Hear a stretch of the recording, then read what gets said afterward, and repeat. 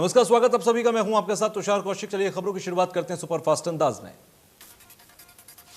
उप मुख्यमंत्री दुष्यंत चौटाला ने बताया कि साल 2023 के पहले कुरुक्षेत्र से यमुनानगर तक सड़क को 4 लेन किया जाएगा। डिप्टी सीएम दुष्यंत चौटाला ने सत्र के दौरान पूछे गए सवाल के जवाब में बताया कि कुरुक्षेत्र से यमुनानगर तक की सड़क की कुल लंबाई 41.15 किलोमीटर, इसमें से 20 किलोमीटर यमुनानगर जिले में और 21.15 किलोमीटर कुरुक्षेत्र में पड़ती है। दुष्यंत चौटाला ने बताया कि यमुनानगर में पड़ने वाली सड़क में से 4.18 किलोमीटर पहले से ही 4 लेन है। इसी तरह कुरुक्षेत्र जिले में पड़ने वाली सड़क में से 7.85 किलोमीटर सड़क 4 लेन है। डिप्टी सीएम ने बताया कि बाकी बची इस सड़क को हाइब्रिड इंटीग्रिटी मोड में के तहत 4 लेन करने का प्रस्ताव है। सड़क को 4 लेन करने के लिए 6 महीने में डीपीआर तैयार हो जाएगा। विधायक अमरजीत डांडा ने पूछा कि प्रदेश में वृद्धावस्था पेंशन बनाने की प्रक्रिया इतनी मुश्किल है कि आज योग्य व्यक्ति पेंशन लेने के लिए असमर्थ है। विधायक अमरजीत डांडा ने पूछा कि क्या प्रदेश में संबंधित विभाग के कुछ कर्मचारियों की मिलीभगत से अयोग्य व्यक्ति वृद्धावस्था पेंशन लेने के लिए योग्य हो रहे हैं।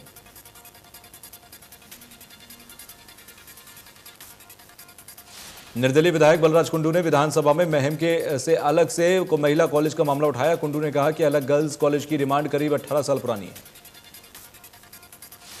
बलराज कुंडू ने कहा कि विधायक बनने के 15 दिन में ही उन्होंने मुख्यमंत्री को यह डिमांड दे दी थी। अब तक इस मामले में सीएम को कई बार पत्र लिख चुका हूं, लेकिन सरकार कोई संज्ञान नहीं ले रही।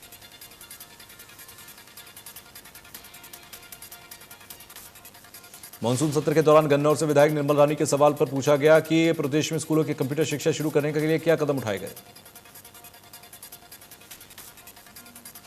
निर्मल रानी के सवाल का शिक्षा मंत्री कंवरपाल गुर्जर ने दिया जवाब। कहा, प्रदेश में 6ठी से 12वीं तक के छात्रों के लिए राज्य के उच्च एवं सीनियर सेकेंडरी स्कूल में 3122 कंप्यूटर लैब स्थापित हैं। शिक्षा मंत्री ने बताया कि लैब के अंदर 2036 कंप्यूटर फैकल्टी और 2215 कंप्यूटर लैब अटेंडेंट कार्यरत हैं। सीनियर सेकेंडरी स्कूलों के अंदर कंप्यूटर विज्ञान पीजीटी के 1967 पद स्वीकृत हैं, जिनमें से 337 पदों पर पीजीटी काम कर रहे हैं। शिक्षा मंत्री ने कहा कि एचएसएससी को 1410 पदों पर भर्ती के लिए मांग भेज दी गई है। समग्र शिक्षा योजना के तहत साल 2021-22 के दौरान 800 और कंप्यूटर लैब स्थापित किए जाएंगे। निर्दलीय विधायक बलराज कुंडू ने पेपर लीक मामले में सरकार को घेरा। कहा, पेपर लीक मामले में लगाम लगाना सरकार नाकामयाब रही। कंवरपाल गुर्जर ने जवाब देते हुए कहा कि पेपर लीक मामले में पुलिस ने 35 लोगों को गिरफ्तार किया। कई जिलों के अंदर आपराधिक मामले दर्ज किए गए। पुलिस इसकी जांच कर रही है। कॉमन एंट्रेंस टेस्ट करवाया जाएगा। सोनीपत का सुभाष स्टेडियम बदहाली के आंसू रो रहा है। स्टेडियम में बिना कोच के खिलाड़ी प्रैक्टिस कर रहे हैं, जिससे उनका मनोबल टूट रहा है। स्टेडियम में कई महीनों से कुश्ती का कोच नहीं है। प्रैक्टिस करने वाले खिलाड़ियों का कहना है कि अधिकारी सरकार की खेल नीति को पलीता लगा रही हैं। स्टेडियम में पीने के पानी की व्यवस्था को लेकर साफ सफाई की जिम्मेदारी कोई नहीं लेता। पहलवानों की सुविधा भी नहीं मिल पा रही। पहलवानों को स्टेडियम में चलने वाली हरियाणा कुश्ती एकेडमी भी बंद हो गई है। नूह के अंदर हिंदुओं का जबरन किया जा रहा है। धर्मांतरण और धर्मांतरण विरोधी कानून बनाने की मांग को लेकर हिंदू परिषद ने प्रदर्शन किया और तहसीलदार को सीएम के नाम ज्ञापन सौंपा। टोहाना के अंदर गांव बुआन में डॉक्टर अंबेडकर की मूर्ति को बचाने की मुहिम के तहत अंबेडकर समाज के बैनर तले लघु सचिवालय के बाहर धरना प्रदर्शन किया गया। प्रदर्शन के दौरान समाज के नेताओं ने सरकार और प्रशासन के खिलाफ नारेबाजी करते हुए प्रतिमा पर गोबर फेंकने वाले लोगों के खिलाफ केस दर्ज करने की मांग की है। गुरुग्राम में मकान मालिक ने अपनी बहू और किराएदार की बीवी और उसके बच्चे की हत्या कर दी, फिर थाने में आकर सरेंडर कर दिया। मकान मालिक को अपनी बहू और किराएदारों के बीच में अनैतिक संबंधों का शक था, जिसके चलते उसने वारदात को अंजाम दिया। हत्याकांड में एक बच्ची घायल है। तो वहीं सूचना पर गुरुग्राम पुलिस मौके पर पहुंची तो पाया गया कि एक बच्ची की सांस चल रही थी, जबकि 4 लोगों की मौत हो चुकी थी। पुलिस ने गंभीर रूप से घायल बच्ची को निजी अस्पताल में भर्ती करवाया। तो वहीं डीसीपी का कहना है कि जांच अभी शुरुआती दौर में ही है। पुलिस ने चारों को शव को कब्जे में लेकर तफ्तीश शुरू कर दी है। महेंद्रगढ़ के गांव बलाना के अंदर सरपंच रही महिला के परिवार पर हमला कर दिया गया और इस गाड़ी से कुचलकर एक महिला की हत्या कर दी गई। सरपंच के परिजनों का आरोप है कि गांव में पाइपलाइन बिछाने को लेकर गांव के ही कुछ लोगों से पिछले दिनों उनकी कहासुनी हुई थी, जिसके बाद उन पर हमला हुआ।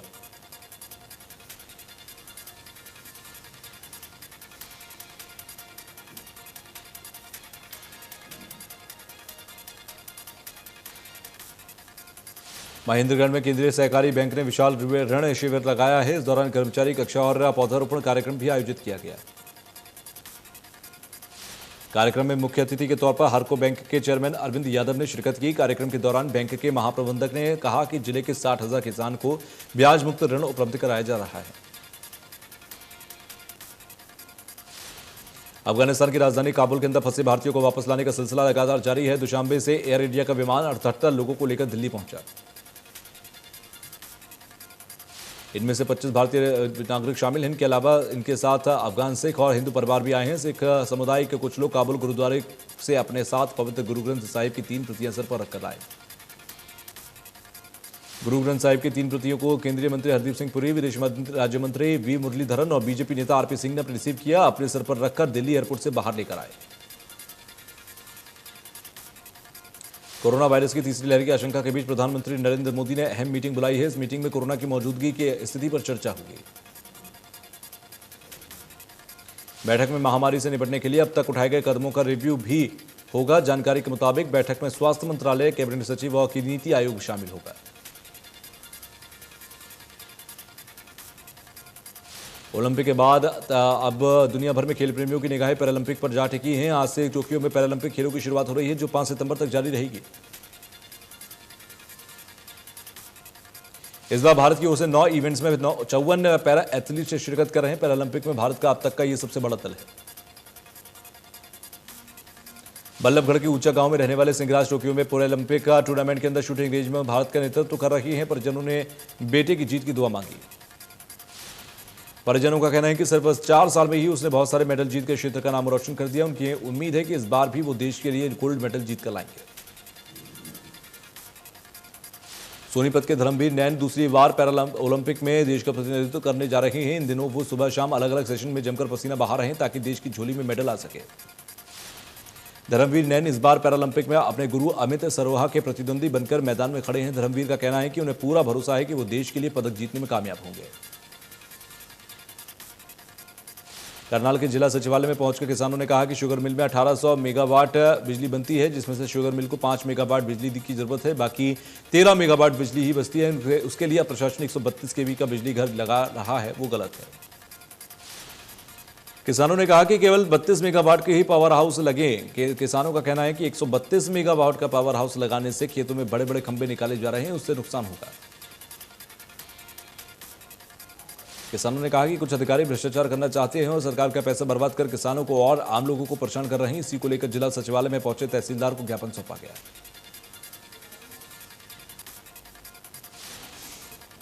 भिवानी में सरकार और सिस्टम से परेशान निनान गांव के लोगों ने रोड जाम कर दिया। लोगों की मांग है कि गांव में बने नेशनल हाईवे पर गड्ढे भरे जाएं और स्पीड ब्रेकर लगाई जाए। ग्रामीणों की माने तो उनके गांव में 30 से 35 लोग हादसों का शिकार हो गए हैं। इसको लेकर 2 साल से सरकार और सिस्टम को शिकायत कर रहे थे, लेकिन कोई सुनवाई नहीं हो रही थी। जाम लगने के बाद सड़क पर वाहनों की लंबी लाइनें लग गईं। ग्रामीणों ने मृत गोवंश को सड़क पर रखकर प्रदर्शन किया। जेई के पहुंचने और 2 दिनों में उनके द्वारा समाधान का भरोसा देने पर जाम खोला गया। रतिया की प्रेमनगर कॉलोनी में नालियों और गलियों की समस्या को लेकर लोगों ने बीडीपीओ कार्यालय के अंदर धरना प्रदर्शन कर सरकार के खिलाफ नारेबाजी की। लोगों ने अधिकारियों पर अनदेखी के आरोप लगाए। उन्होंने कहा कि जल्द समाधान ना हुआ तो बीडीपीओ कार्यालय के मेन गेट पर ताला जड़ देंगे। फतेहाबाद में जन स्वास्थ्य विभाग के मजदूर के साथ मारपीट से विभाग में कर्मचारियों ने भारी नाराजगी है। मारपीट के विरोध में कर्मचारियों ने धरना प्रदर्शन किया। कर्मचारियों ने आरोपियों की गिरफ्तारी की मांग की है। नकाबपोश आरोपी ने जल स्वास्थ्य विभाग के बेलदार की पिटाई की थी, लेकिन कई दिन बीत जाने के बाद भी पुलिस आरोपी की तलाश नहीं कर पाई है। सोना के बारडंबा वारा के अंदर डिपो धारक की धांधली को लेकर गुस्साए लोगों ने एसडीएम से शिकायत कर दी। लोगों ने आरोप लगाया कि डिपो धारक ने करीब 4 महीने से उनके हिस्से का राशन नहीं दिया था। विभाग से शिकायत के बावजूद भी अभी तक डिपो धारक के खिलाफ कोई भी कार्रवाई नहीं की गई। लोगों का मानना है कि डिपो धारक महिलाओं के साथ अभद्र व्यवहार करता है।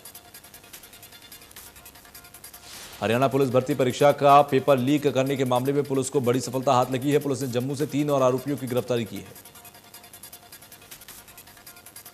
जानकारी के मुताबिक पुलिस जम्मू में पिछले 12 दिनों से डेरा लगाकर आरोपियों की तलाश में जुटी थी, जिसके बाद 3 आरोपियों को दबोचने में सफलता मिली। पेपर लीक मामले में अब तक 28 आरोपी गिरफ्तार हो चुके हैं। पुलिस के मुताबिक तीनों आरोपियों को कैथल लाया जाएगा। किसान यूनियन के जिला अध्यक्ष आजाद पालवा ने उचाना के अंदर प्रेस कॉन्फ्रेंस को संबोधित किया, जिसमें पालवा ने बताया कि 26 अगस्त को किसान आंदोलन को 9 महीने पूरे हो जाएंगे। 26 अगस्त को उचाना की कपास मंडी में अग्रवाल धर्मशाला में किसान विचार गोष्ठी का आयोजन किया जाएगा। मीटिंग में किसान, मजदूर, व्यापारी, सभी जातियों और सभी धर्मों के लोगों के भाग लेंगे और किसान आंदोलन को मजबूत करने के लिए रणनीति पर चर्चा की जाएगी। जिला अध्यक्ष ने कहा कि सरकार किसानों के खिलाफ मुकदमे दर्ज करके किसानों का ध्यान किसान आंदोलन से भटकाना चाहती है, लेकिन किसान आंदोलन को मजबूत करने के लिए हम हर कदम को उठाएंगे। कनीना पावर हाउस में हरियाणा कर्मचारियों की बैठक हुई, जिसमें एनपीएस का मुद्दा छाया रहा। केंद्र सरकार द्वारा पुरानी पेंशन खत्म करने पर हरियाणा कर्मचारी महासंघ ने सरकार विरोधी नारे लगाकर विरोध जताया। हरियाणा कर्मचारी महासंघ पूर्व प्रधान कंवर सिंह यादव ने बताया कि प्रदेश और केंद्र सरकार ने जो फैसला पुरानी पेंशन खत्म करने का लिया था, उससे पूरे देश में विरोध हो रहा है। बीजेपी युवा मोर्चा ने अपनी राष्ट्रीय कार्य समिति सदस्यों का ऐलान किया। हरियाणा से बबीता फोगाट को राष्ट्रीय कार्य समिति का सदस्य बनाया गया। हरियाणा ने सिर्फ एक सदस्य को राष्ट्रीय कार्य समिति का शामिल किया है। गुरुग्राम में इफ्को चौक फ्लाईओवर की दीवार धंसने से लोगों में हड़कंप मच गया। दीवार गिरने की सूचना के मिलने के बाद प्रशासन मौके पर पहुंचा, फ्लाईओवर पर ट्रैफिक बंद करवाया। बताया जा रहा है कि फ्लाईओवर की दीवार गिरने से पाइपलाइन लीक होने से दीवार धंस गई है, जिसकी मरम्मत का काम जारी है। कुरुक्षेत्र में जेजेपी की बैठक का किसानों ने विरोध किया। किसान नेताओं ने प्रदर्शन करते हुए कहा कि जब तक काले कृषि कानून वापस नहीं होते तब तक जारी रहेगा विरोध प्रदर्शन। करनाल के कांड बिहार इलाके के अंदर एक मेडिकल स्टोर पर स्वास्थ्य विभाग की तरफ से छापेमारी की गई। मेडिकल स्टोर पर छापेमारी के दौरान बंगाली डॉक्टर की तरफ से प्रैक्टिस करने का सामान मिला। जब उसकी डिग्री चेक की गई तो उसे हरियाणा में मान्यता नहीं थी। स्वास्थ्य विभाग की तरफ से वो कुछ उपकरणों को सील किया गया। स्वास्थ्य विभाग की जांच जारी है। करनाल में बाइक चोर गिरोह पर पुलिस ने शिकंजा कसा। पुलिस ने बाइक चोरी करने वाले 3 आरोपियों को गिरफ्तार किया है। पुलिस ने 4 आरोपियों के पास से चोरी की 18 बाइकें बरामद की हैं। आरोपियों में एक बाइक मिस्त्री भी शामिल है। चोर पार्किंग में खड़ी बाइकों को निशाना बनाते थे। चोर पार्किंग में खड़ी बाइकों को निशाना बनाते थे। इस तरीके से चोरों ने पुलिस लगभग 18 बाइकें बरामद की हैं पुलिस ने। अंबाला नगर निगम में काम करने वाले एक 26 वर्षीय कर्मचारी ने देर रात फांसी का फंदा लगाकर जान दे दी है। मृतक युवक को उसके परिजनों ने पुलिस के आने से पहले ही फांसी के फंदे से नीचे उतारा हुआ था। उन्होंने बताया कि मृतक के पास से किसी तरह का सुसाइड नोट नहीं मिला। पुलिस ने मृतक के परिजनों से शिकायत के बाद आधार पर मामला दर्ज कर शव को नागरिक अस्पताल में पोस्टमार्टम के लिए भेज दिया है। देश में फिर बढ़ने लगे कोरोना के केस। पिछले 24 घंटे में 25,000 से ज्यादा मामले सामने आए। कुल मरीजों की संख्या 3 करोड़ 24 लाख के पार। केरल में कोरोना का कहर बढ़ता जा रहा है। 24 घंटे में 10,402 नए मामले सामने आए, जबकि एक दिन के अंदर 66 मौतें हुई हैं। केरल में 1 लाख से ज्यादा केस एक्टिव हैं।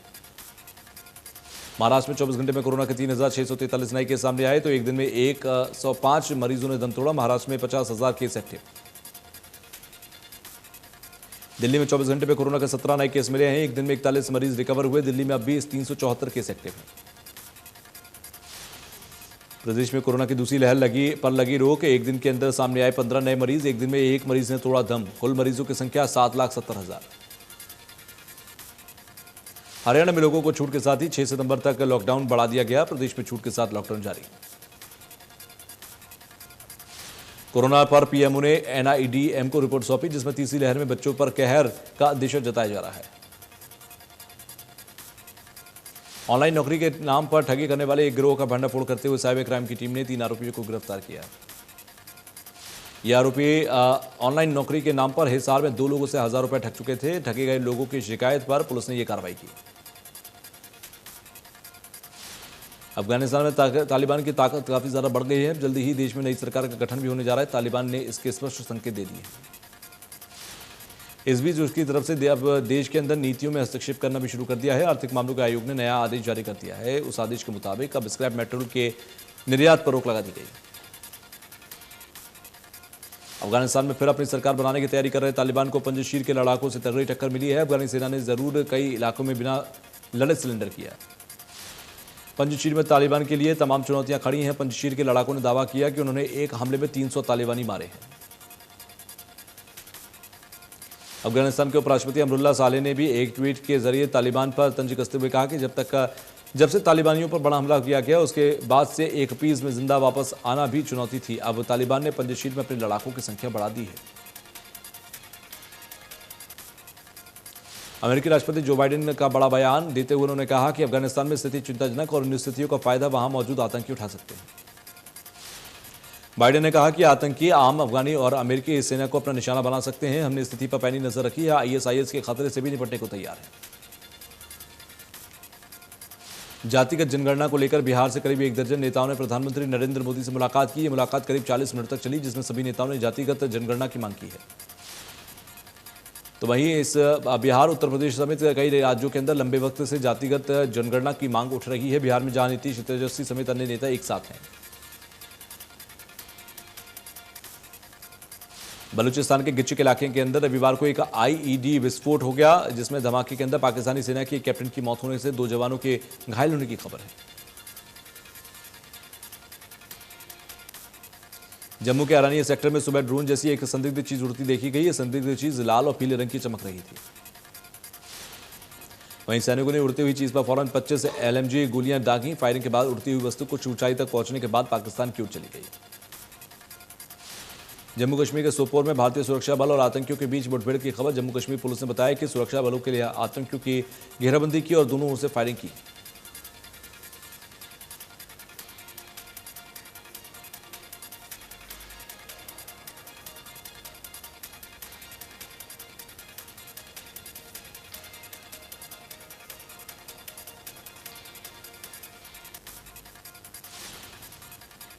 तो वहीं लगातार महंगे होते पेट्रोल डीजल की मार झेल रहे आम आदमी को बेहद मामूली राहत मिली है। पेट्रोल डीजल की कीमतों में 15 पैसे की कटौती हुई। तो लगातार हो रहे विरोध के बीच पेट्रोल के दामों में कटौती 35 दिनों के बाद हुई। राजधानी दिल्ली के अंदर पेट्रोल 101 रुपये 49 पैसे प्रति लीटर, तो डीजल 88 रुपये 92 पैसे प्रति लीटर बिक रहा है।